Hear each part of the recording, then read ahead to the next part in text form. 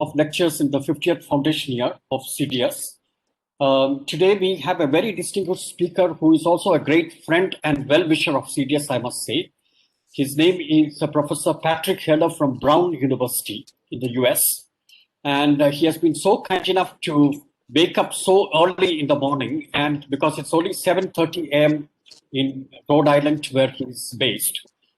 And Patrick Heller is the Lynn Cross Professor of Social Sciences and Professor of Sociology and International Studies at the Brown University. He's also the Director of the Developmental Research Program at the Watson Institute of International Studies and Public Affairs at Brown. His main area of research is the comparative study of social inequality and democratic deepening. He has published quite extensively, and if I may just recount some of the books that he has written, he is the author of The Labor of Development Workers in the Transformation of Capitalism in Kerala, India, which was published by Cornell University in 1999, Cornell University Press in 1999. And he's also the co-author of Social Democracy and Global Periphery, which is published by Cambridge University Press in 2006. And Bootstrapping Democracy, Transforming Local Governance and Civil Society in Brazil, published by Stanford University in 2011. And most recently, a book on deliberation and development, rethinking the role of voice and collective action in unequal societies. This has been published by the World Bank under the Knowledge Work series, and this is joined with Vijayendra Rao. He has published articles on organization, comparative democracy, social movements, development policy, civil society, and state transformation. And his most recent project is called Cities of Delhi, conducted in collaboration with the Delhi-based think tank Center for Policy Research. And it explores the dynamics of governance and social exclusion in the Indian capital. Okay. So a very warm welcome, Professor Heller, to CDS. And we look forward to having you later on. As you know, you are very keen on visiting CDS as well. And we look forward to having you here. And he is now his lecture is titled The Binding State Capacity and Democratic Deficit in India, which is, I think, very topical, okay? And with some glances at Brazil and South Africa. So now the floor is yours, Professor Heller. You could go on for about 50 minutes and thereabouts. Wonderful.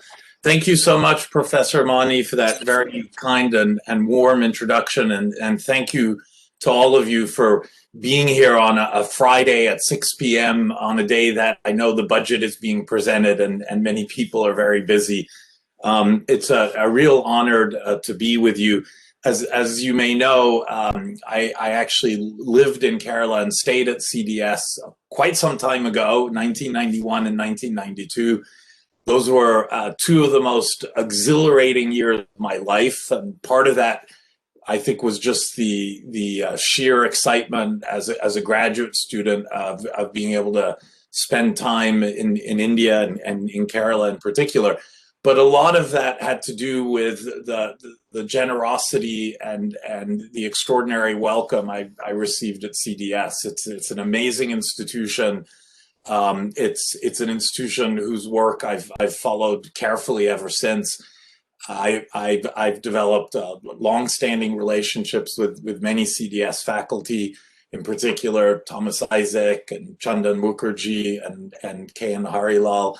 But I'm also very close to many of the students who were doing their MPhils and PhDs at the time, and spent a lot of time with them in the dorms, discussing politics, learning about Kerala. And so for me, it's an honor, but it's also just wonderful to have this opportunity after so many years to speak to you. And as Professor Mani said, it's really unfortunate that we have to do it in this format, but I look forward to the end of this pandemic for no other reason that it would allow me to travel again, and look forward to traveling back to Kerala and hopefully meeting with many of you in person. So the title of my talk today is Binding the State Capacity and the Democratic Deficit in India. And I have to begin with an apology, because Professor Mani asked me for a title 2 months ago, and I gave him this title without much thought, and now in retrospect, it is very awkward and somewhat humbling to be talking about the deficits of Indian democracy as I speak to you from the United States, where we've just, as you all know, have experienced what is undoubtedly the greatest crisis in the history of American democracy. And it's a crisis of the institutions, but as Professor Mani and I were just discussing, it's also a moment that reveals just how fragile democracy can be. The United States is proud of calling itself the oldest democracy in the world, which is not true.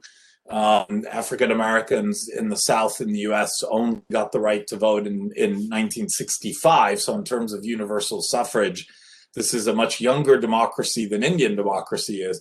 But having said that, democratic institutions and practices have a long history here in the United States.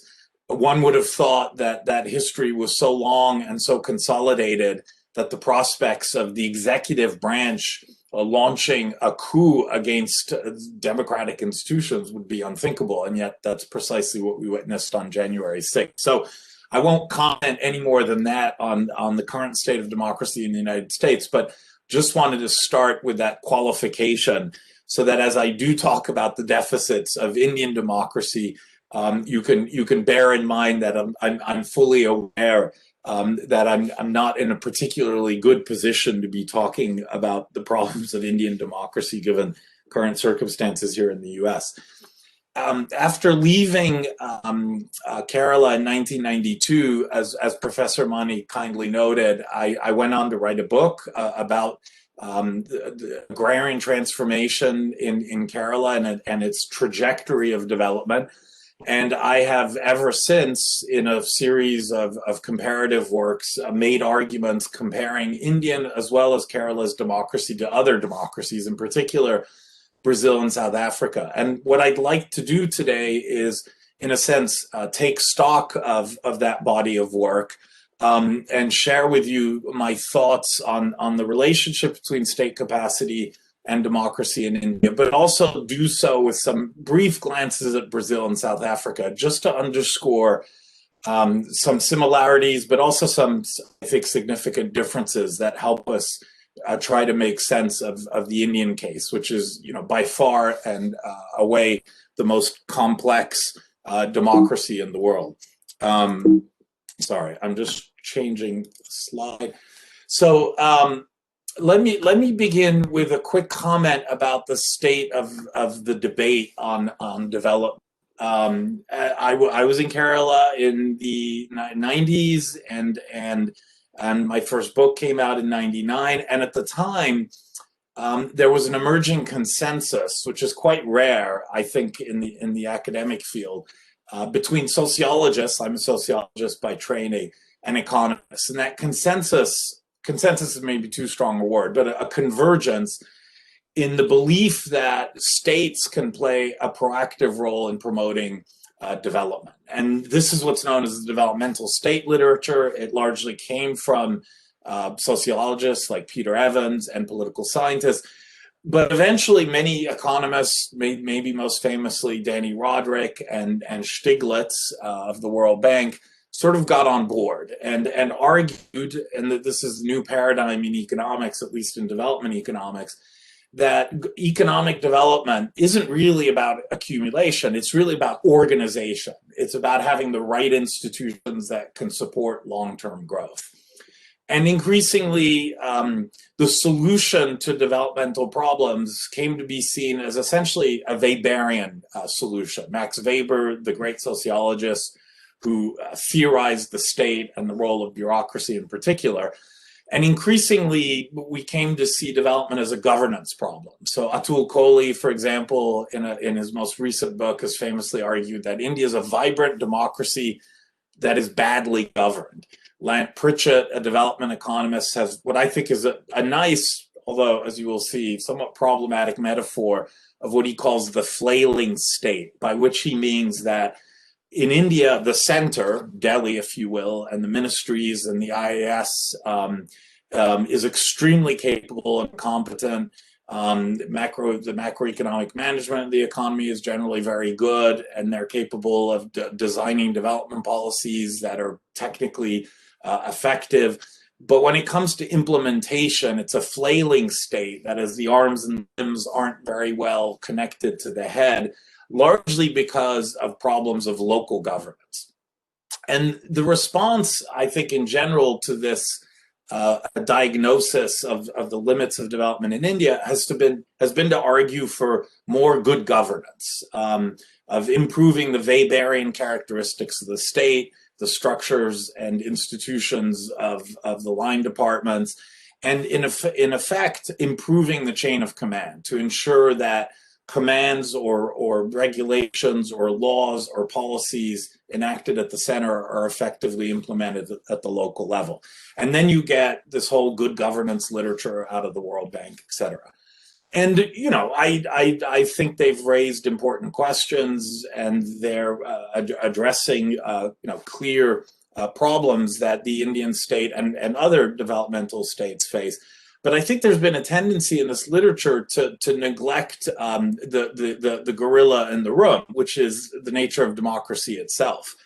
I want to argue today that the problem isn't so much a top-down chain of command problem. How does the center make local government do what the center wants? I think the problem has more to do with the chain of sovereignty. That is, to what extent does the state, to what extent does government reflect the actual preferences of the sovereign people?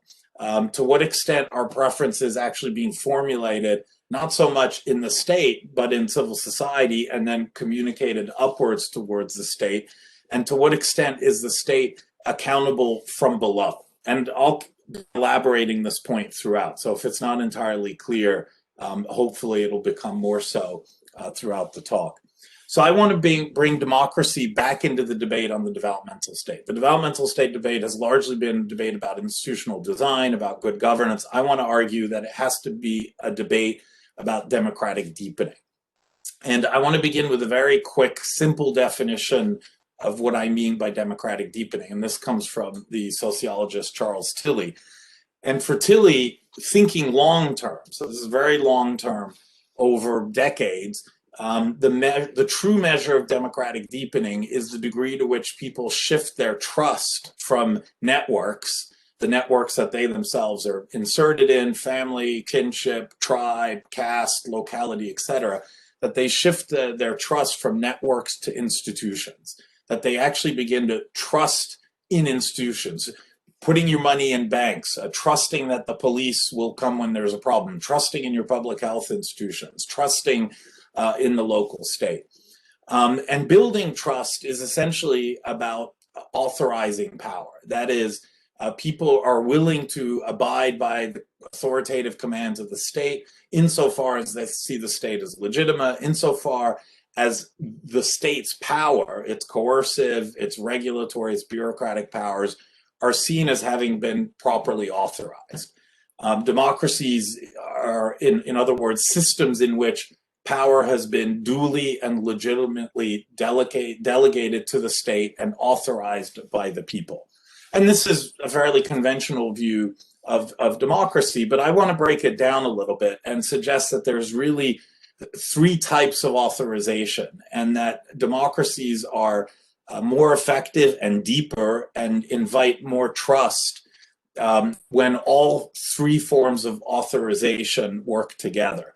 So there's first and foremost, of course, representative authorization, which is the authorization that comes through regular elections, and parties are authorized to rule on behalf of the people, and politicians are delegated with that responsibility. But even delegated politicians have to work within already established legal constitutional norms and rules. And in that sense, all modern democracies are predicated on a legal constitutional form of authorization, which is enforced by a bureaucracy and by the judiciary. And again, on the one hand, this is the political science definition of democracy, representative authorization. On the other hand, it's the standard sort of legalistic conception of a rational legal constitutional order. And those are the two ways in which we generally think about democracy. But I want to argue, and this is really just following the literature in sociology on democracy, that there's a third form of authorization, which I call participatory authorization, but it's essentially the role of civil society, that ultimately it's civil society that authorizes or delegates authority to politicians. And it's the norms and values of civil society that are ultimately represented in the legal constitutional authorization of the day-to-day workings of the state.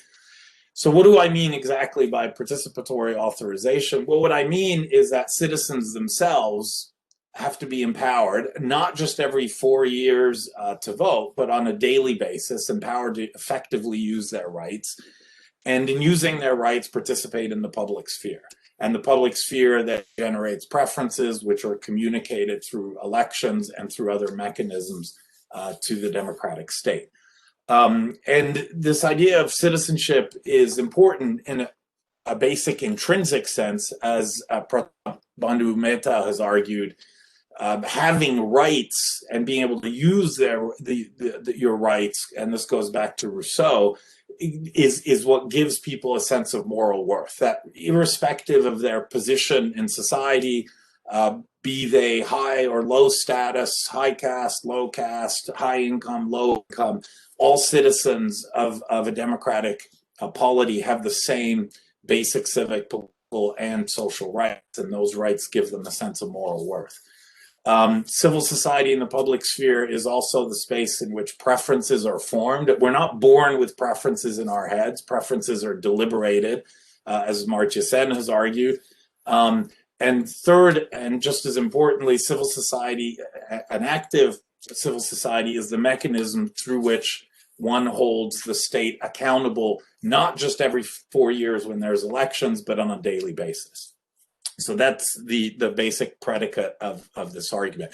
And I just want to check with Professor Mani that the audio is fine and you can see the PowerPoint, right? There are no technical problems. You're absolutely fine, and we can see the PowerPoint. Great, thank you very much. And please don't hesitate to interrupt if there's any technical issues or if you have any questions. So I want to be a little, this is a bit abstract, so I want to be a little bit more concrete about the challenges of participatory democracy. I want to argue that India has obviously a very robust representative system with competition and political parties. It has a robust bureaucracy and judiciary. I mean, there are problems, but in terms of the basic infrastructure and functionings of Indian democracy, the representative and the legal constitutional dimensions are well established and well entrenched. The problem is the relative weakness of this participatory dimension of democracy. And here there are two axes along which the participatory dimension of democracy has to be understood. One is what I call the horizontal problem. That is, can citizens, as bearers of rights, all effectively engage the state? That is, how are politics actually transacted? When citizens engage with the state, do they engage as subjects who don't really have rights but are just making pleas to the state, as clients in a transactional sense? I'll give you my votes if you give me something. As subjects and as clients, they're not really empowered democratic citizens. The ideal, of course, is that people engage the state as bearers of rights. But that's a function of the nature of the institutions and the nature of the actual mode of engagement. And here, there's a real problem in the Indian context. And this is a problem that many post-colonial democracies face, and it's the problem of what I call the surface area of engagement. That is, whereas the center might be well established, while the state may be well established as a democratic arena, with the notable exception of Kerala, local government in India remains extremely weak. And it is difficult for citizens on a day-to-day basis to find the state, to engage with the state, and to engage with the state as actual bearers of rights. The vertical problem is the problem of preserving the chain of sovereignty. To the extent that citizens make demands on the state, to what extent are those demands actually translated into policy outputs?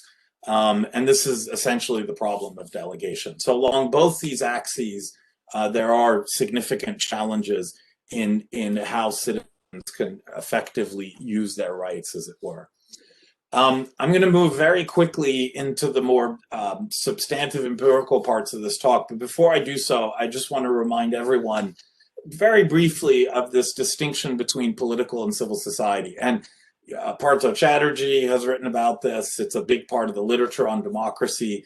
It raises a lot of debates about where actually is the boundary between political and civil society, et cetera. And I don't want to spend too much time on it, but I do think there's an important distinction to highlight between political society and civil society. Political society is conventionally defined, consists of all the actors who actually compete for power, legitimate power. And so political parties are obviously the key agents of political society. They are engaged in a form of action that Weber would have called instrumental strategic action. That is, by and large, they're interested in securing power, and once in power, they're interested in staying in power. And what political parties do in a competitive democratic arena is they aggregate interests. Sometimes they shape interests as well, but for the most part, they're winning pluralities or majorities together that can successfully compete in elections and come to power. So it's a question of aggregating interests more than anything else. Civil society, on the hand, is populated by a range of incredibly diverse actors, movements, NGOs, interest groups, etc., who in principle, and I want to emphasize in principle, are operating, are mobilizing in this space we call civil society in the name of some sort of public interest. All civil society organizations represent themselves as working in the public interest. That is, they're not pursuing money per se, they're not private for-profit enterprises, they're not seeking power per se, as do political parties, they're not interested in reproducing a primary identity, they're interested in representing some sort of public interest. And whether or not that claim is true is an empirical question, but again, the democratic ideal of civil society is that civil society organizations are voluntary, they are rights-based, and they rely principally on what Habermas famously called the force of the better argument, of making discursive claims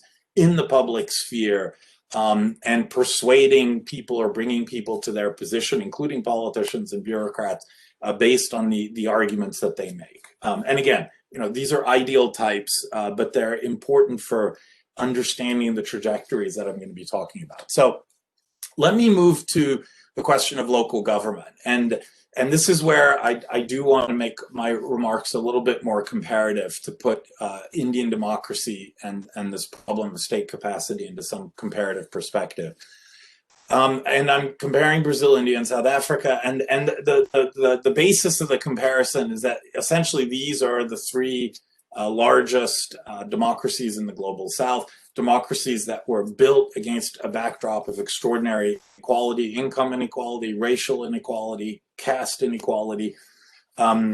These are all democracies that have inherited the legacies of colonialism and of what Mamdani has called decentralized despotism. There are many legacies of colonialism, but maybe one of the most enduring ones is the degree to which local government itself has always been an instrument of state control from above. So local government, for the most part, has been experienced as administration rather than as democracy. It's been experienced by local citizens in a very top-down manner. It's central bureaucracies or politicians ruling from above over local government, often through intermediaries, local intermediaries, be it dominant castes or caciques or strongmen. And that for the most part, at the level of local government, citizens have been more subjects than citizens. I mean, in India, until the passage of Panchayati Raj in 93, many municipalities and local panchayats didn't even have elections. So they were really, truly experienced as just bureaucracy from above. The same was true in Brazil and South Africa. Under apartheid in Brazil, under the various military oligarchies in Brazil. All of this changes in the 1990s as South Africa transitions to democracy, as Brazil transitions back to democracy, but for the first time, democracy based on universal suffrage. And India, at the same time, also implements reforms, as you know, the 93 Panchayati Raj constitutional amendments to, in effect, not only strengthen the third tier of government, municipal and panchayat government, but also to make it, in principle, more participatory. And this is baked into the constitutions of Brazil and South Africa, and it's also, part of the new. Sorry, I've just lost my cursor. The new structure of the Indian state. So this is the context. Decentralization reforms in the 1990s, the efforts to make local government more democratic. And I want to, obviously this impacts rural government, but I want to focus on cities. Cities are, the future of growth and population in India. Brazil is already 85% urban, South Africa a little bit less so. But the developmental future of these countries to a large degree depends on how its cities will be managed. And the challenge of urban governance is really, I think, the great challenge of the 21st century. Cities are force multipliers. Cities are spaces of extraordinary economic and associational opportunity. Ambedkar saw cities as spaces of emancipation compared to rural areas. So cities are a highly valued space and resource. And by the same token, cities are often rationed spaces. That is, the incumbents, those who occupy cities, want to hoard the resources of the city for themselves. And so they often ration access to the city. The growth of cities in the global south is taking place in a context of the globalization of land becoming a global commodity. And so we've seen the price of land in all the megacities of the global south grow exponentially in the last 2-3 decades. And cities in the global south have become almost by default what in the urban literature we call growth machines. That is, the dominant political coalitions that run Sao Paulo and Delhi and Johannesburg are largely preoccupied with stimulating growth, increasing the returns to land, and not so much with making cities inclusive. So this creates a huge tension in terms of how to absorb surplus populations as agriculture becomes less productive, as land fragmentation increases, in particular in India, as rural populations become surplus populations and move to cities. The great question of the 21st century is, how are these surplus populations going to be absorbed? And the answer largely has been informalization, and hence the growth of slums and formal settlements. And so this is the fundamental challenge of urban governance in the 21st century: how to align growth with inclusion. Can these two objectives be effectively coordinated? And time is limited today, so I'm just going to flash a few tables at you, but this is just basic indicators from 2001 on percentage of households that have access to piped water and flush toilets. And Brazil has made tremendous progress in the last 20 years, 20, 30 years since the democratic constitution in '89. South Africa's made a little progress, but not quite as much. India's made some progress as well, but still lags behind. And I'm part of a large project with my colleague at Brown, Ashutosh Varshney, and collaborators at Azim Premji in Bangalore. And we've been doing some survey work in 15 Indian cities, collecting our own data on access to piped water and flush toilets. And we're actually finding that the census numbers do not give us an accurate picture, that the degree of exclusion from quality basic services like piped water and flush toilets is much higher than the census figures tell us. In any event, there's clearly a lag there. And then this sort of summarizes some of the comparative work I've done on slum policies and housing policies. And the gist of this is that Brazil has made tremendous progress in the last 20 years. When it comes to slums, India is still a laggard. That there are many policies and laws and that have been put in place, but very little has actually been done to rehabilitate slums or formalize informal settlements. And I'll illustrate all of that in a moment. And this is the larger argument that I'm going to make. So I'm going to make an argument that cities in India have very low capacity. They have very low governance autonomy. That is, they're largely governed by state level bureaucracies or by parastatals or by central government policies, and as such have very little leeway in developing their own policies. That municipal governments in India, and I'm thinking primarily about Delhi and Mumbai and Chennai and Bangalore, are not, to use a term that I'll develop a little bit more in a moment, embedded in civil society, and that the outcome as a result is what Partha Mukhopadhyay and I have called a growth cabal. And I can contrast that with Brazil and South Africa. So what is the growth cabal? If one looks at growth, so the primary driver of growth in India, as you all know, over the last 3 decades, has been the mega cities in particular. And it's a much more lopsided spatial pattern of growth than what we find in, say, China. And that growth has been driven by very rent-thick sectors. And this is a term that Gandhi and Walton have used, looking at data on billionaires and corporations in India. That is, a lot of the growth in the Indian economy, IT is the obvious exception, but a lot of the growth has come from areas that really depend on the ability of entrepreneurs and businesses to, in effect, control competition and generate rents. And land and various brokerage functions are the most significant rent-thick sectors. And so a lot of the growth that we're seeing in the Delhis and the Mumbais are really over increasing the returns to land and various brokerage functions, insurance, finance, etc.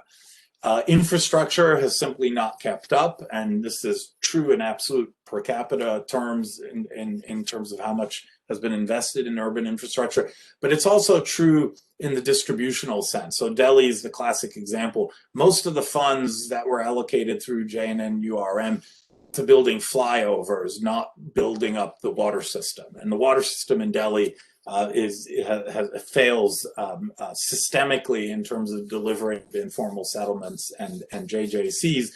And yet all the investments have gone into middle-class amenities like flyovers. Land, as I've already suggested, is in effect being rationed. The DDA, the Delhi Development Agency, controls most of the land that can be developed in Delhi, and it essentially rations the land for middle-class planned settlements or for rent-producing investments. And as a result, has not kept up over the 3 plans since independence with the growth of slums and unauthorized colonies. And we did some research as part of the Cities of Delhi project at CPR, and we find that close to 60% of Delhi's population lives either in JJCs, which are informal settlements, designated slums like Old Delhi, or the vast and rapidly growing category known as unauthorized colonies. And so what we document is this increasing spatial inequality. And this is a table that was initially put together by various Delhi ministries, state of Delhi, and it just summarizes the population and the percentages in the different settlement types. And all I want to do, and I'm not sure you can see my cursor, but can you see, Professor Mani, can you see the movement of my cursor? Is this effective? Yes. Okay. Yes, we can. So just to emphasize, the degree of legality, right? So from planned colonies that are legal and planned all the way to JJCs, which are illegal and unplanned, and then unauthorized colonies, which are illegal and unplanned, but have some security of tenure, all of which is to say that cities like Delhi, and this is true of Mumbai and other mega cities as well, it's less so true of smaller cities in India, which is an interesting point, but one I don't have time to develop. But there's an incredible degree of spatial differentiation. So depending on which settlement you live in, which type of settlement or colony you live in, you have different rights. You have different rights to water, you have different rights to sanitation. And this is a primary driver of urban inequality in contemporary India, in much of the global South. And I think the deeper reasons for this is what I call the disarticulated state.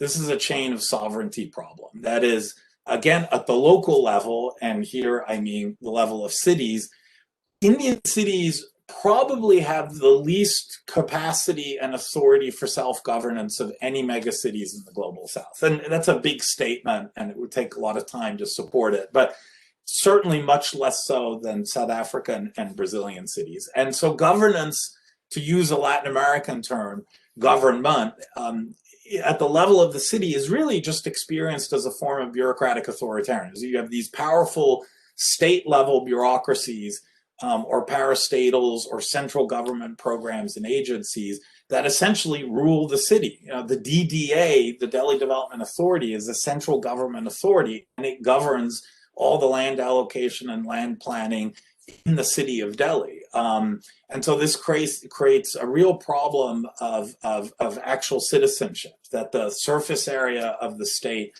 is extremely limited and clientelism prevails over citizenship. Now, this is a well-recognized problem. This is what motivated the 93 constitutional amendments.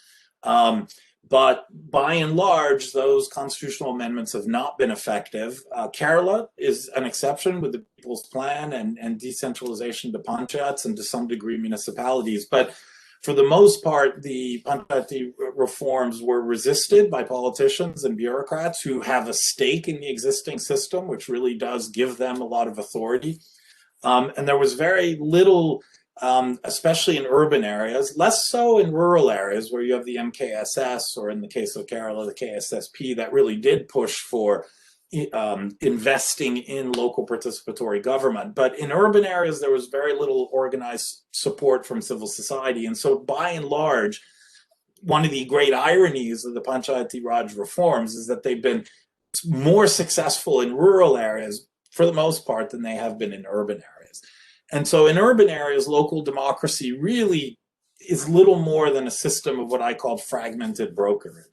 You have different parties and brokers and intermediaries negotiating with higher level government agencies to secure public subsidies or non-competitive rents. And so rent seeking really prevails over the provisioning of public goods. And to come back to Lant Pritchett's metaphor, we have a flailing state. So now some of this is going to be familiar to many of you, so I apologize if I'm saying the obvious. But just to summarize my view of Indian cities as cities without sovereignty, again, but in comparative terms, Indian cities have very limited capacity. Most of the agencies are controlled from above. They have incredibly limited fiscal resources. By some estimates, only 2% of total public expenditures happen at the local level in India. But the same estimates puts the level at about 11 to 15% in Brazil. South Africa is somewhat similar. The European norm is about 30%, right? So Indian cities are really an outlier in that respect. There are massive coordination failures. The different line department agencies don't generally work together very well. So the DDA and DUSIB in Delhi rarely coordinate when it comes to formalizing an informal settlement or doing in situ development in slums. The incentives for local politicians tend to be quite perverse. Local politicians are much more interested in delivering clientelistic goods than they are in delivering public goods. There's, as I've already noted, a dominance of land mafias and other rent-seeking interests. And by and large, whereas it's very easy to document the rise of urban movements in South Africa and in Brazil, but in India, there aren't many urban movements. There's only one until Admi emerged in Delhi. The only real political machine that exists at the urban level in India was the Shiv Sena, which is not exactly the most inclusive party in the world. So cities have just not been a space in which you get broad-based coalitions demanding public goods. Arjuna Padarai, the great anthropologist, has coined a term that I think is wonderful and very powerful. The idea of citizens without a city, that the denizens of Indian cities, they have civic and political rights, but they can only really exercise them at the state or at the national level, that at the municipal level, they have very weak rights. There's differentiated legality, as I've shown in the settlement types in Delhi, very weak forms of representation. The work I've been doing with Ashutosh Varshney is 15 cities, and what we're finding across the board is that in the mega cities, very few people depend on corporators. They tend to depend on intermediaries or maybe the MLA, but corporators by and large don't play a very strong role in the mega cities, the Delhis and Chennai in particular. In the smaller cities, we looked at Bhavnagar, we've looked at Shimoga and Mysore. Corporators, and Kochi, by the way, corporators play a very, very powerful role. So I should qualify the statement, but citizens have far more access to their local representatives and to the state in middle size and small cities than they do in the large cities. To the extent that civil society is active, it tends to be dominated by middle class interests, and that by and large, it's identities and identity politics that prevail over citizenship.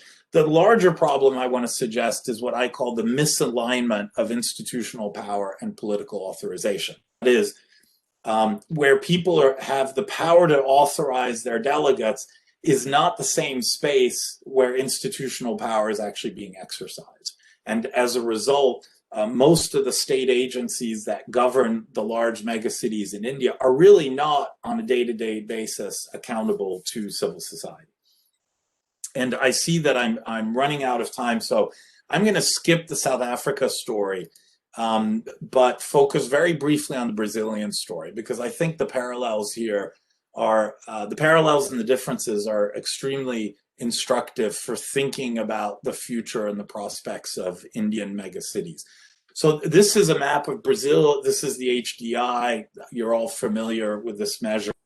Very high are levels that roughly correspond to Europe. Very low is roughly the levels of, say, a Bihar or a UP. This is 1991 in Brazil. This is what we call a sticky indicator. It's hard to improve your HDI. It often takes some time. But in Brazil, the effects of the last 20 years of PT rule, that's the Workers' Party, have been quite dramatic. So as you see this map, again, this is 91, this is 2000, and this is 2010. So a dramatic transformation in HDI levels, right? Which is partly driven by growth, but mostly driven by investments in education and basic health infrastructure. And this is the northeast of Brazil. This was the old slave-based plantation economy. This is sometimes referred to as the Bihar of Brazil in terms of being underdeveloped and incredibly unequal and hierarchical, a race-based hierarchy that has obvious parallels to the caste system in North India. And yet, as you can see, there have been quite, even in this area, and these are mostly smaller cities, quite dramatic improvements in the Human Development Index. And I want to argue, and have argued, that this is a particular effect of what I call the social city.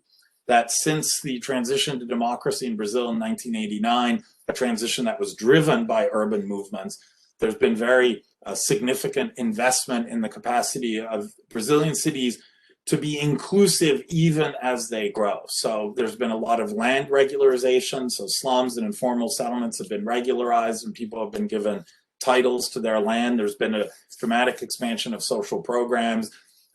Brazil rolled out a universal public health care program in less than a decade, massive expansion of basic infrastructure, including sanitation and water. Sanitation water levels now, even in the largest favelas of Sao Paulo, are almost at 100%.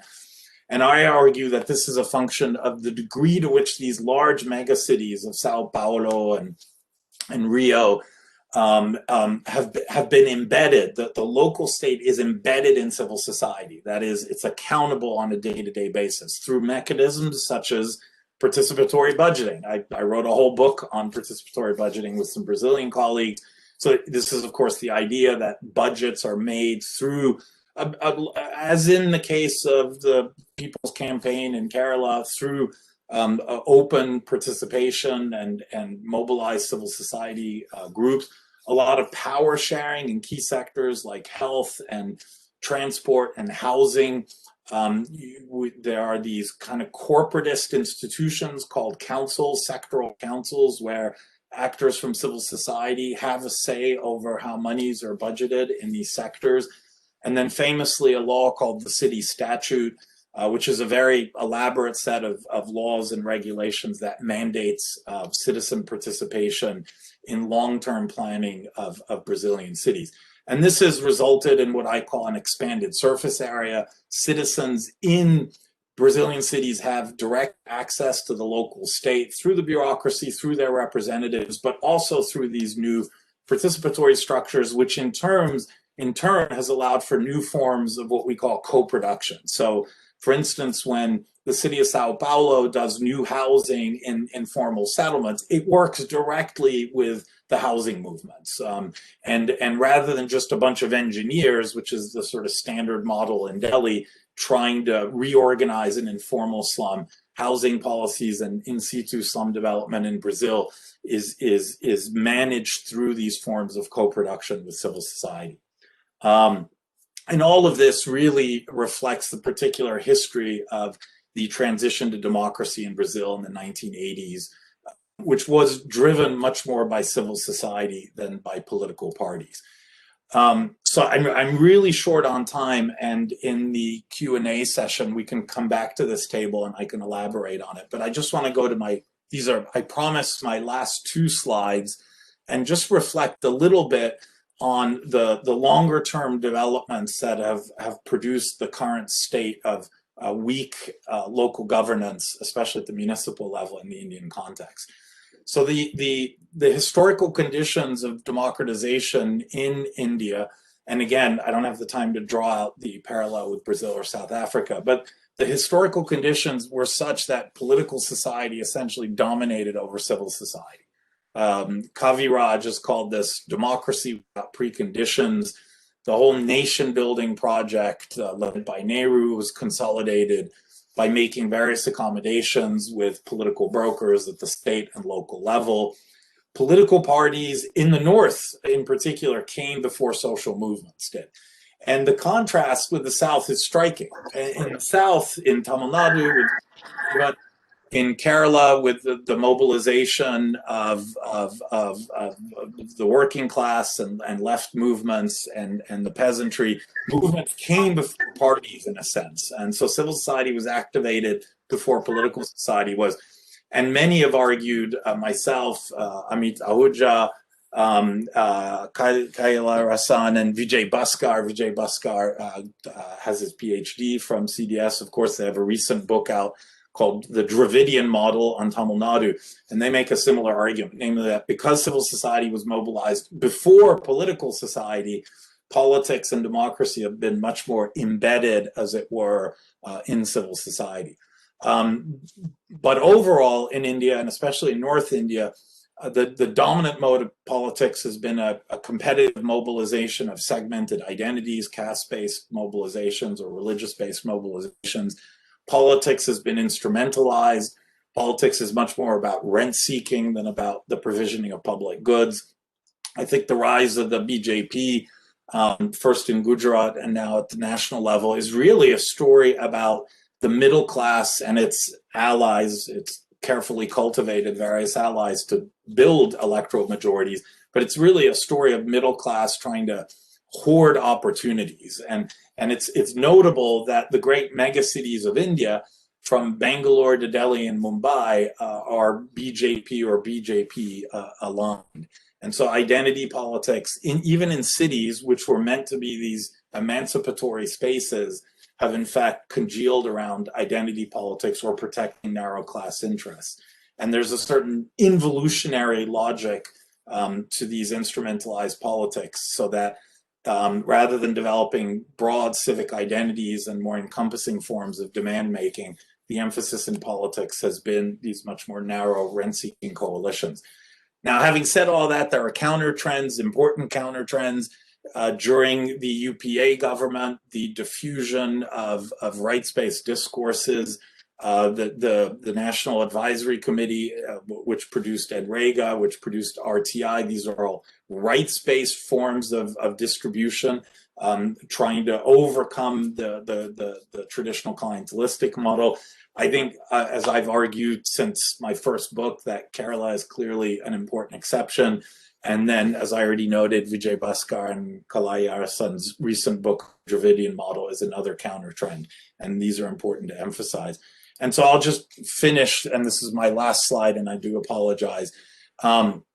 Although Brazil and India and South Africa have many similarities, vibrant democracies built on a backdrop of extraordinary inequalities and social exclusions, they've followed very different trajectories of democratic deepening.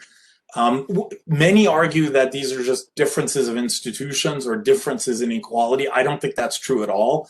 I think this is fundamentally a story about the particular conditions and circumstances under which civil society has formed and its relationship to political society.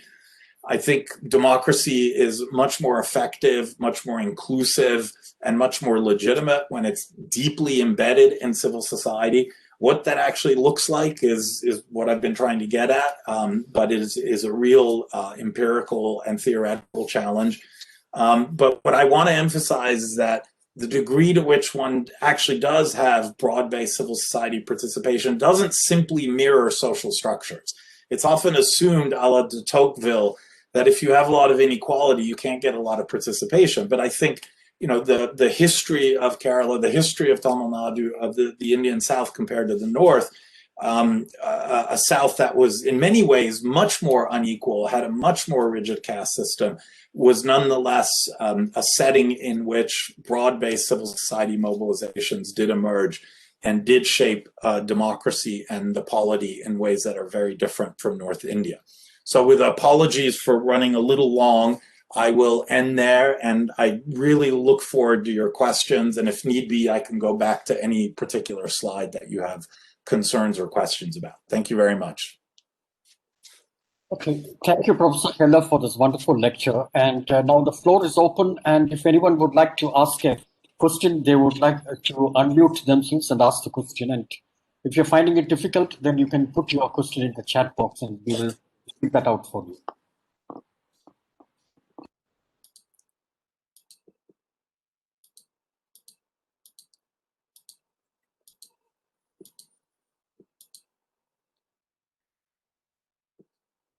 Let me attempt a question. I'm not quite sure how coherent I'm going to be. This is not my area of work. My name is Pravina Kodot, and I work at the Center for Development Studies. That's for Professor Heller. Thank you for a very kind of expansive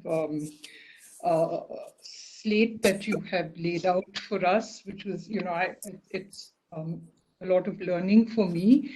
But I'm really interested in probing or getting you to probe this whole question of Kerala's exceptionalism. I work on Kerala, and my understanding of, both the movements that really led to, or movements that preceded political parties, etc., in Kerala, have been that they've been highly patriarchal.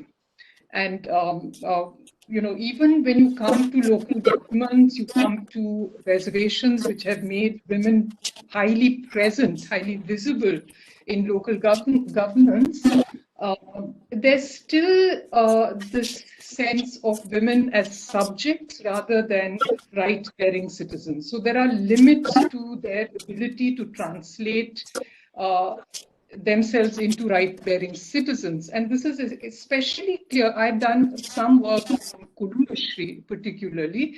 The fact that Kudumbashree itself is a program that is laid out by the government. And in fact, in his budget speech today, Dr. Isaac actually said that what is absent in Kudumbashree are young women, and therefore we need to make space for young women, because otherwise they are going away to other self-help groups. So Kudumbashree has been really in antagonism with other civil society, including feminist civil society, which have tried to float, which preceded Kudumbashree in floating groups. So there's been this effort to really rope in all women into a state-sponsored space, which again reduces them or embattles them, in terms of, it tries to reduce them to subjects and positions them in a certain struggle with that. So I was hoping to hear something about gender, but I'm surprised that there was none of that, and I'd like to probe you a little further on that. Thank you. Sorry for taking so much time. No, you're exactly right. I completely ignored gender, and I shouldn't. And all the questions you raise, I think, get into the sort of finer details and dynamics of thinking about the relationship of civil society to the state and civil society to political parties. I mean, in some ways, patriarchy is maybe the deepest form of subjecthood, as you point out, and addressing gender inequities is a very ongoing and extremely challenging set of propositions. And there is this dilemma that, and I think this is true for race, it's true for caste as well, that on the one hand, it's impossible to address the problem of accumulated inequalities that are organized around categories like gender or race or caste. It's impossible to address them without state intervention. The state needs to counterbalance all that historically accumulated inequality. On the other hand, to the extent that the state intervenes and substitutes for civil society or for movements or for initiatives from individuals or organizations, it risks demobilizing them. And the example that you give, I know about Kudumbashree, but I don't research it and don't have a very deep understanding of it. But I can well imagine that, as in all other cases of state interventions that are designed to be affirmative and to support the leveling of differences and to promote the capabilities of historically subordinated groups, there's always a danger, and this is the old, institutionalization versus mobilization trade-off. And the question you ask, I think, goes to the heart of this kind of analysis. And I think an interesting way, to make more sense of these dynamics is to think comparatively. So while I don't doubt that there's much to be done on the gender front in Kerala, there are certainly contrasts with other parts of India that are instructive. And in particular, I'd like to see more work being done on how these types of interventions and these types of dynamics compare, across settings like India, Brazil, and South Africa. I would point out, and this is a little off topic, but I think it's really important to point out that I've recently written a piece comparing India and Brazil. And it's a piece about what I call retrenchment populism. And it's an attempt to make some sense of Modi and the BJP and Bolsonaro in Brazil, and with some obvious parallels to Trumpism in the United States. And what's striking about all these forms of right-wing populist reaction, and they have a lot of things in common, but one of the things that they have most in common is that these are reassertions of patriarchal authority. And They are, I think, responses to the women's movement and to the progress that has been made in terms of gender rights over the last 20, 30 years. So that's just to underscore the urgency of the question that you raised. Okay, Thank you. I think Shobha Arun would like to ask you a question.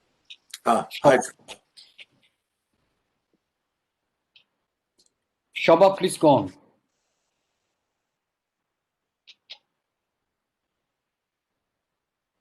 I think she's having a connectivity problem. Maybe we'll just wait for her to come back.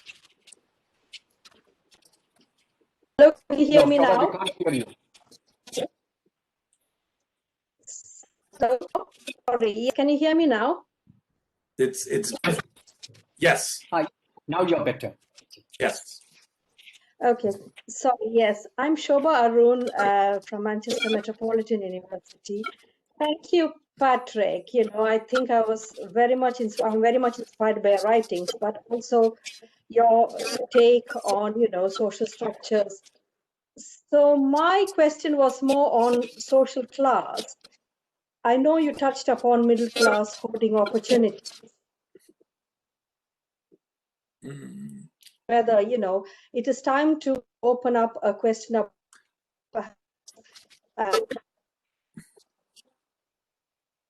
Shobha, you keep breaking up, so unfortunately. Raising a debate about social class. I'm sorry, Shobha. Yes, I don't know about others, but I was not able to hear. Shall I come back to my Shobha, question we can't later? hear you. Perhaps Your voice. my connection? Maybe Okay. you could type your question in the chat box, Shobha, because of the poor connection. Yes. We have a question from Thomas in the chat box. Patrick, can you read that question, or should I read it for you? Oh, if you don't mind reading it, I'm still in my PowerPoint mode and unfortunately cannot see the chat box. Now, Thomas is from Kerala University, and he's asking, is the Indian Constitution's strong leaning towards a unitary structure acting as an inherent barrier for it to evolve more as a participatory democracy? That's the first thing. Given the rigid, no compromise regional diversities it possesses. Yeah, no, the nation building project that Nehru and the Congress Party embarked on was the most ambitious, extraordinary nation building project in history. I want to be really clear on this. I mean, in my mind, Indian democracy is one of the most successful democracies in the world because, if nothing else, it has helped build the nation and secure the nation. Now, some would argue, and I think correctly, that that nation building project has now been compromised by the current regime. But the nation was built. It was built democratically. It was built on the strength of federalism that did provide significant autonomy to the states, and including respecting linguistic and regional diversity. And the political system has evolved and now has some of the strongest regional political parties, the strongest regional political parties of any democratic polity in the world. And by and large, in terms of the relationship of center to state, the Indian federal project has been a success story. Now, with some limitations and some problems, and now some tendencies to re-centralization that I think are problematic, but that will be contested inevitably. I've said repeatedly that the most important bulwark, the most important countervailing force to populist leaders like Bolsonaro and Modi and Trump has been federalism. We have a running joke in the United States that the largest opposition political party is California, not so much the Democrats, it's the actual state of California. In any event, And I'm reminded of EMS Namboodiripad, who once famously said the Indian Constitution gave us democracy between the center and the states, and it gave us bureaucracy between the states and municipalities. So I do think that the existing constitutional architecture has provided very little support for that third tier of government. As I said, the Panchayati Raj Acts notwithstanding, implementation has been problematic. And I do think that is the single greatest deficit of Indian democracy, and that without genuinely empowered and resourced local governments, it's very difficult to promote participatory democracy. I mean, citizens are made and forged at the local level. It's only the privileged few that can participate in politics at state or national level. So, I do think that is, an enduring struggle, challenge for Indian democracy. Can I ask a question? This is Nagraj. Yes, Nagraj, please hold on. There are a number of others who have asked. So could you please hold on? Just okay. There's Pallavi Mandal from Institute for Development Studies in Calcutta. She has a question. Pallavi, would you like to ask a question yourself, or do you want me to read out?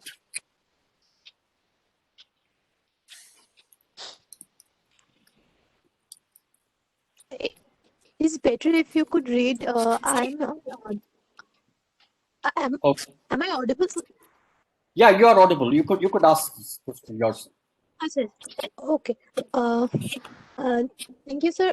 My question is, the local level government usually doesn't have any separate policy body or expertise. Rather, it bases on local social relation and collective decision. So could this bring more regional power dynamics or local level class caste politics into policy implementation? And how could that be less bias? Thank you for your question, Pallavi. I'm not. There was a little breakup in the audio, so I'm not sure I entirely understood the question. If I understood it, you're asking, to what extent does devolving power to the local level run the risk of sort of reproducing local level inequalities and biases? Is that your question? Yes, sir. Oh, great. Terrific. Yeah.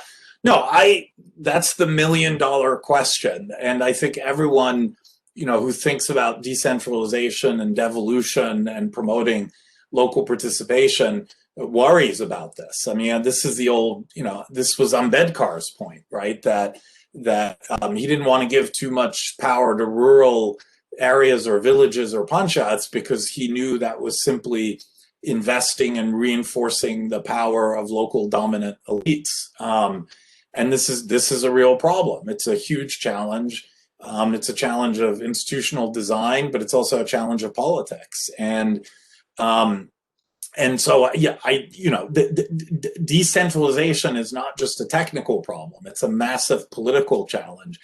How do you devolve resources to the local level in such a way that it doesn't just reinforce or reproduce local power equations and configurations? And here I'm deeply, my thinking is deeply influenced by Kerala's own experiences, and in particular, the campaign for participatory planning and the work and thought of people like K.N. Harilal and Thomas Isaac and EMS Namboodiripad.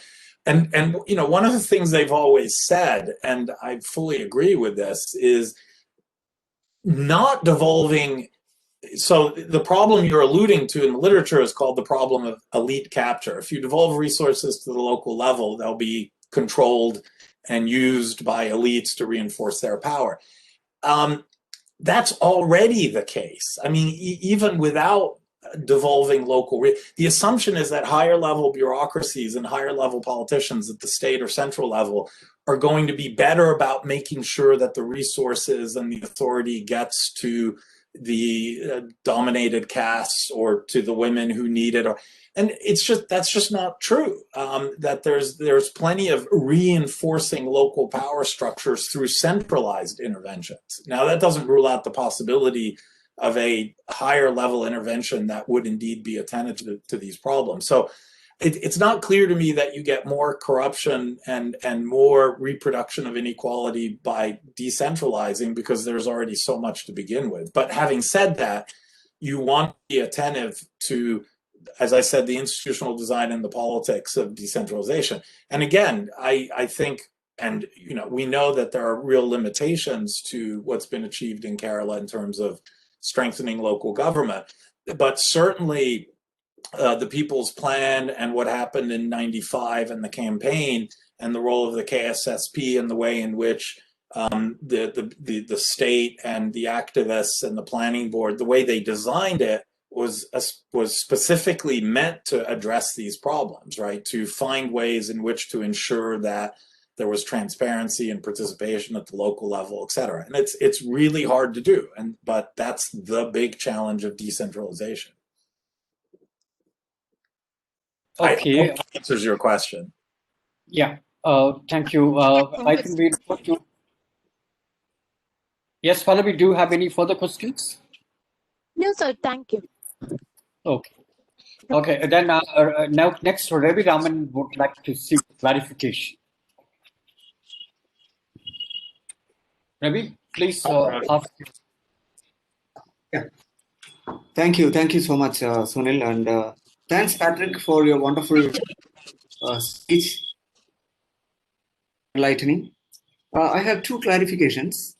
One is about, I mean, your presentation is at the moment when we are discussing this, what is called the Amendment Act in India. So there is so much debate going on, and I would say that your presentation is really insightful in that context as well. But then my question is this: that look, if what is called the devaluing process of democracy taking place, then what exactly that you would call that particular state? Do you think that once this devaluing process keeps on, then it shows the fascist sort of tendencies, or is it really a fascist state? That is one.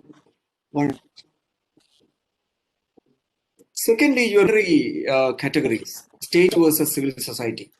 Then suppose there is a situation where you find that some of the struggles led by the marginalized social sections are not well received by the larger civil society. Then how would you find that particular space for those marginalized social sections in that particular civil society? These are the two clarifications. Yeah, no, look, thank you, Robert, for that question. And I wish we had a time for a whole day conversation, because I think there's two parts to your question. I've been rereading some of the literature on European fascism, fascism had to do with a particular kind of leader during a moment of crisis, and then you have fascist parties with their cadres. But what's often been missed in the broader literature on fascism is the degree to which fascist movements were built on their success in occupying civil society organizations.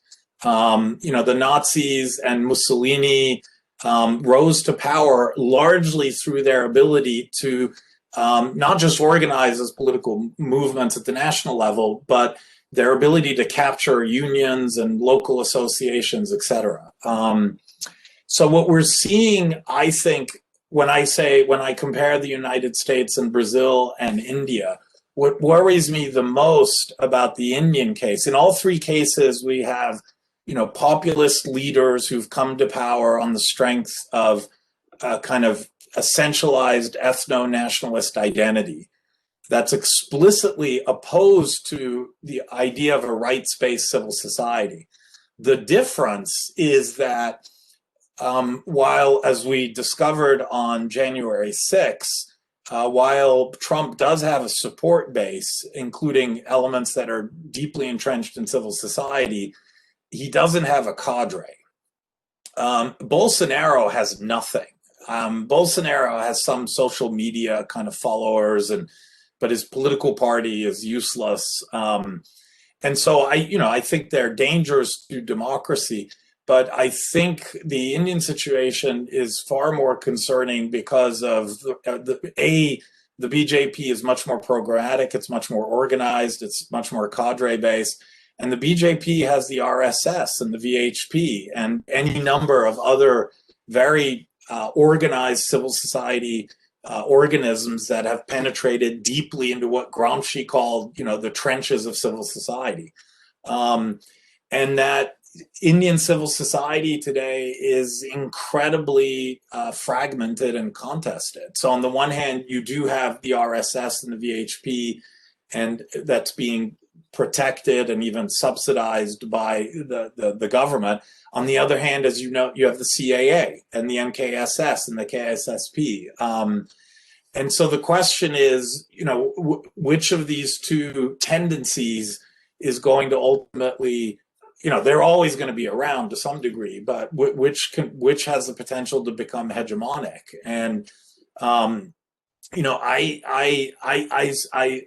still largely optimistic in the Indian case because between the CAA, between the degree to which southern states, by and large, have not been open to the BJP and the RSS, and now the farmers' movement, there's still tremendous resources in the more civic and secular forms of civil society, that can push back against the more communitarian forms of civil society. But, how to build alliances? I mean, I think this is the third question you asked. How do more privileged groups build alliances with less privileged groups? I don't think there's a toolkit here, but I do think there are histories that are incredibly informative.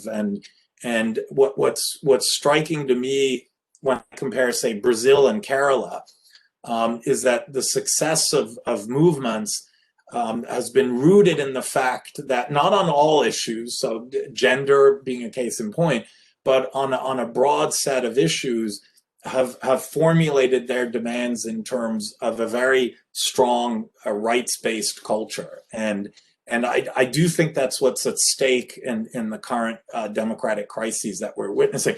What's remarkable to me, in the US, we have this term politically correct, which I'm sure you're familiar with. I'm not quite sure what the equivalent in India would be, but what's striking to me about the BJP and Trumpism and Bolsonaro is that they're all explicitly against the politically correct, against the urban Naxalites, against what Bolsonaro in Brazil calls the banditos, which is just a generic term for the left, be it feminists or race activists. And that these are movements. I think these are reactions to the rights-based movements of the 90s and early 2000s. And this is a crisis moment, and a moment that, for better or worse, in the U.S. has come to a real a critical moment, which I think we're going to successfully navigate in 6 days, and Biden will be the president, and hopefully Trumpism will have been marginalized. But I don't think this is a U.S. issue. I think it's a global issue right now, and it's not just the three countries. It's also the Philippines and Turkey and Brexit and the rise of anti-immigrant parties in Europe. I think we're currently facing the greatest crisis of democracy since the interwar period. But that doesn't come close to doing justice to your questions. But unfortunately, we only have so much time. Thank you so much. Okay, Professor Nagaraj could ask you a question now. Nagaraj.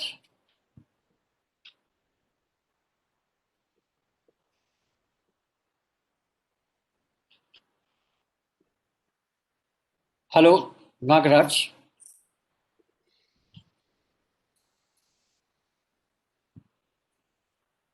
Okay, I think we will then go to the next person.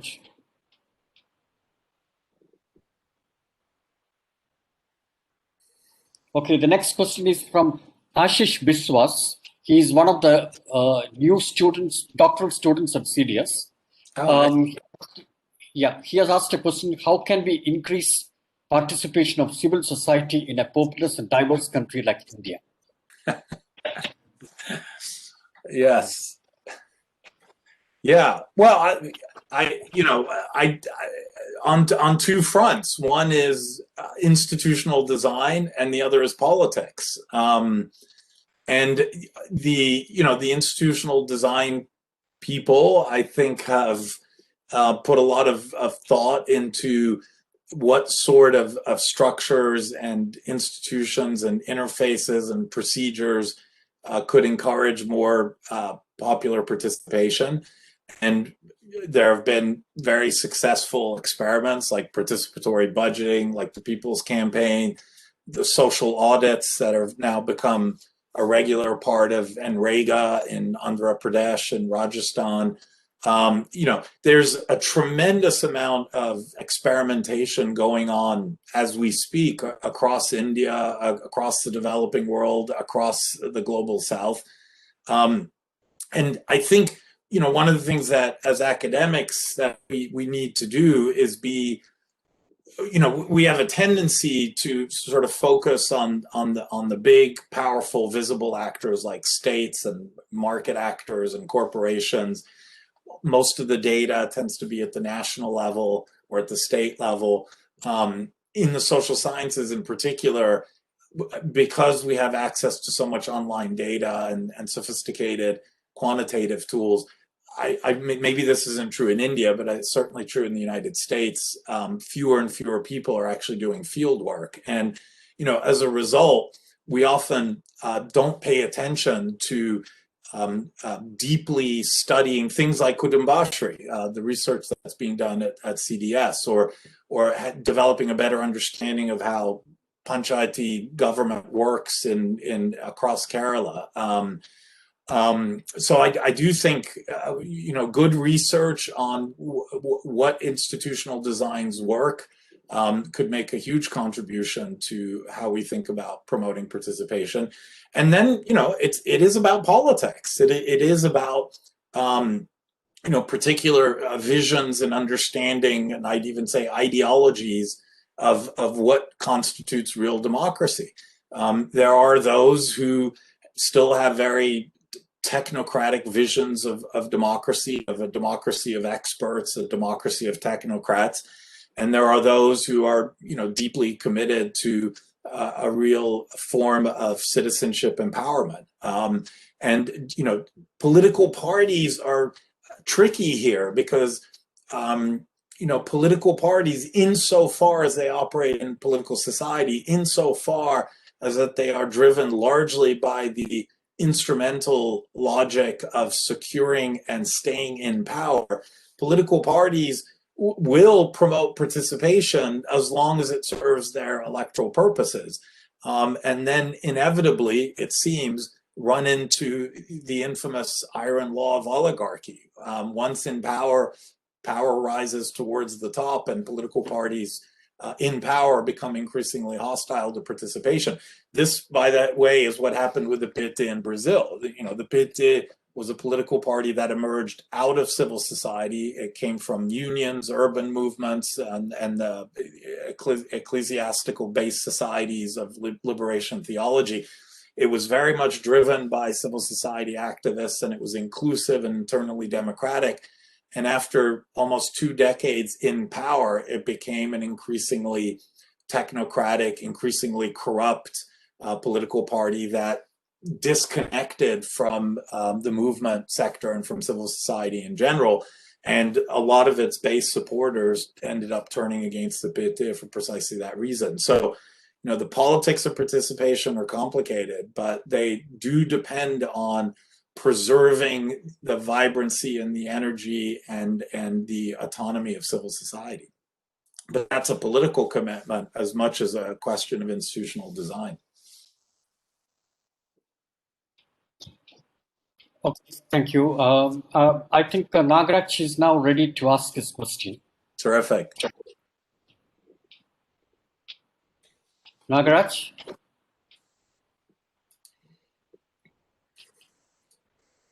Still doesn't seem to be successful.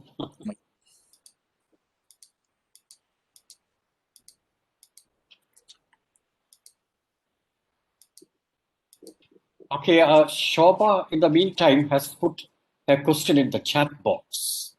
So can I read that out for you? Absolutely. Okay, she says, my question is more on the relevance on social class in reproducing economic and social inequalities in India. We have similarities from South Africa and Brazil. So if we want to have a meaningful co-production or co-creation, such power structures need to be addressed. Often class is subsumed within debates of race, gender, and caste in participatory development. It's a question on social class. Yeah, yeah, it's true. It's a very important question, and I didn't speak about gender and I didn't speak much about class, and it's not that I don't think class or gender are not relevant. It's rather that I wanted to focus a little bit more about the general relationship between civil and political society. So on class,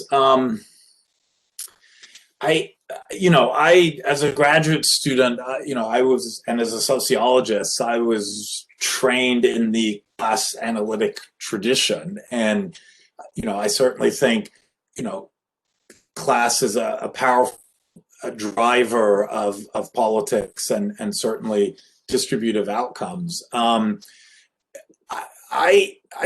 I think, though, that in the traditional neo-Marxist sense, class analysis has lost some of its traction simply because the contemporary nature of class structures has evolved so dramatically. So, redistributive coalitions historically were deeply rooted in the working class.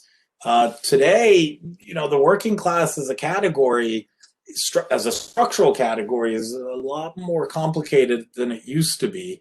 More and more work and employment is in the service sector, is white collar, and you can argue that's part of the working class. They're dispossessed from the means of production, etc., but have very different identities from traditional, say, manual working class. And so, to me, the more important question is not so much class structure, but class formation. Under what conditions do classes become, as Marx would say, conscious of themselves and capable of pursuing their interests? And here, I'm sort of with Gramsci that political process of becoming self-conscious is less a structurally driven process than a political process. And how that political process plays out, when and how the urban poor in Brazil become conscious of their shared material interests and mobilized as part of the PIT's coalition,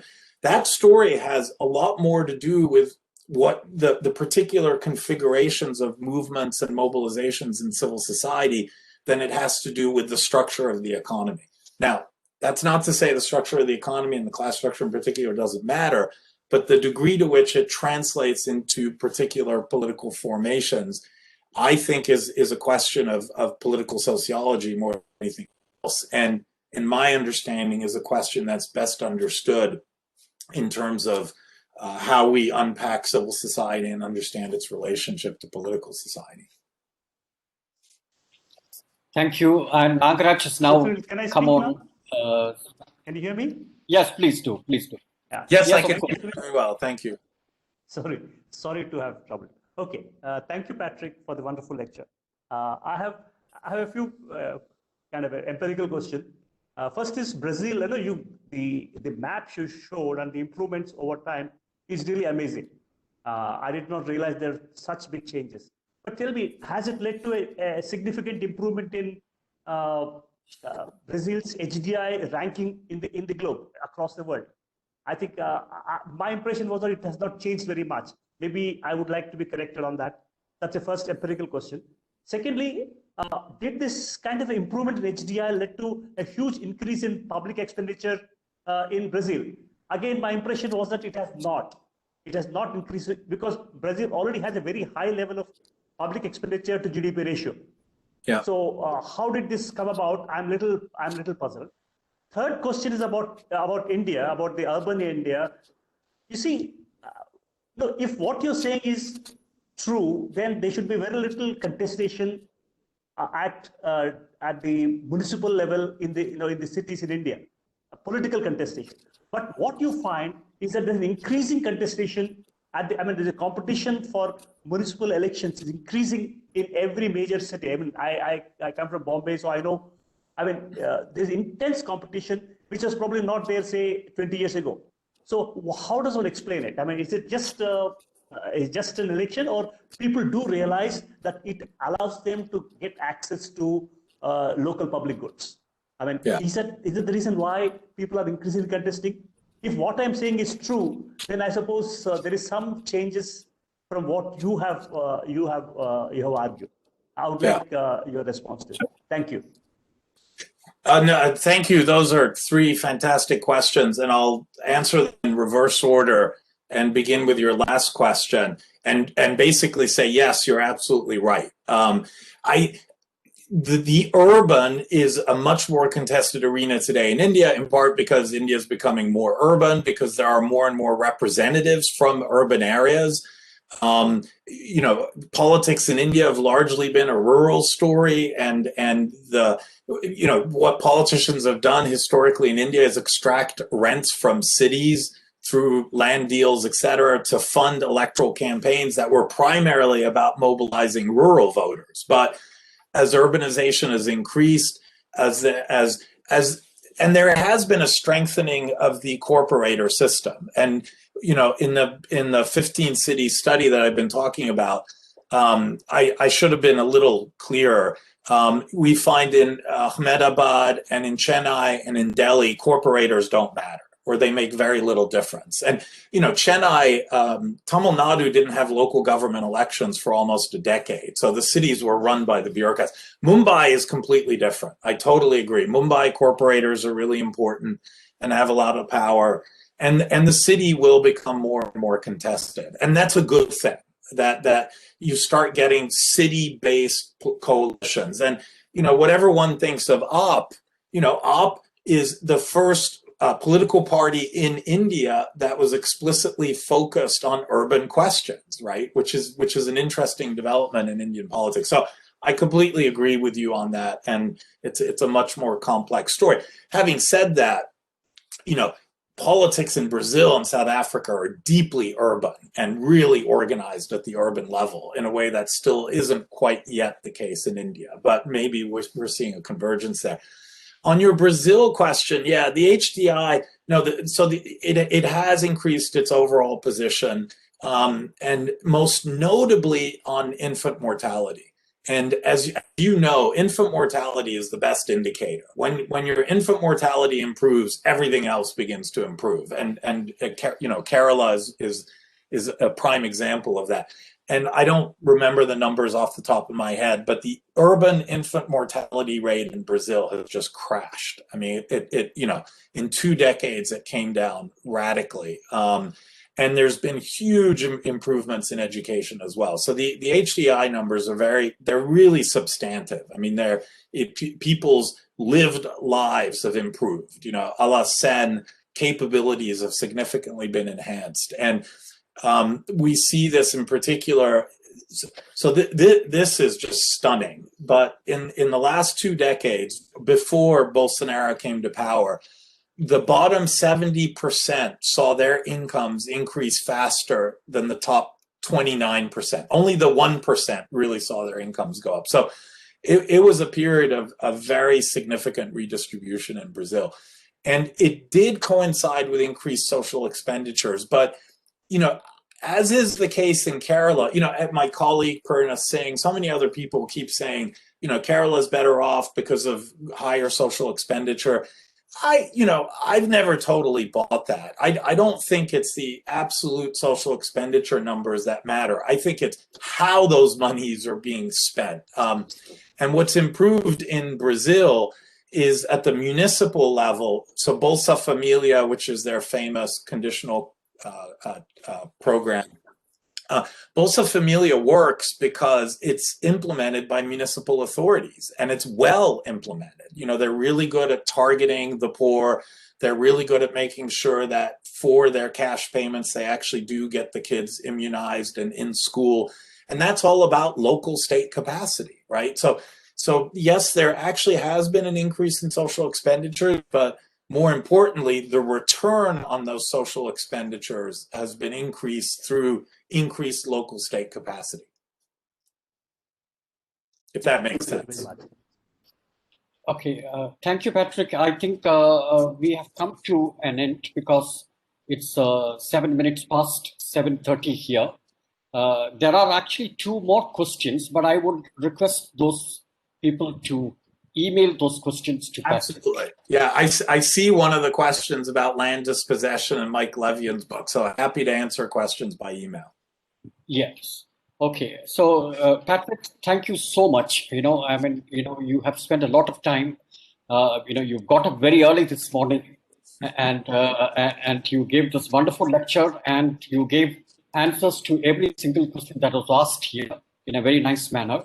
So, thank you so much, and we look forward to having you in our campus fairly soon. I hope so. Okay. Thank you, and have a great day. Thank you, Professor Ma. And I just want to congratulate you and your community and CDS for being such an extraordinary institution and express all my gratitude. Yes, I can't wait for some of you maybe to come visit the US, although I wouldn't recommend you come now. Wait for things to settle down a little bit, both in terms of the pandemic and our democracy. But I can't wait to be able to travel to Kerala. Thank you so much. It's been a real privilege, and I really appreciate everyone who's taken time to attend on a Friday night. Yes, thank you so much, and I will email those questions, those 2 questions to you later on. Thank you. Okay. Perfect. Thank you. Bye. Stay well, everybody. Thank you. Bye. Thanks, everyone, and I think we are concluding the lecture now. Good night.